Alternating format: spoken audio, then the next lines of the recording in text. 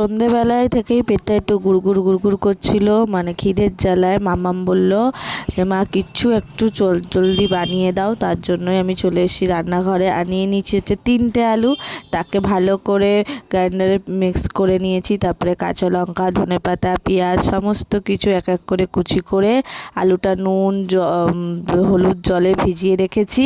রাখার পর এই যে দেখতে পাচ্ছ কেটে নিয়েছি। কেটে নেওয়ার পর একটা সুন্দর কাঁচের বাটিতে বেসন আলু ওটা জলটা ঝরিয়ে যে আলুটা রেখেছিলাম ওই আলুটা, তারপর হচ্ছে পেঁয়াজ, কাঁচা লঙ্কা, ধনেপাতা আর সামান্য 2 চামচ বিস্কুট গুঁড়ো। তোমরা দিলেও দিতে পারো, না দিলেও দিতে পারো, কিন্তু এটা দিলে কিন্তু একটু মুচমুচে হয়। তারপরে গোল জল হাত করে নিয়ে গোল গোল করে তেলের মধ্যে দিয়ে দিতে হবে এক এক করে।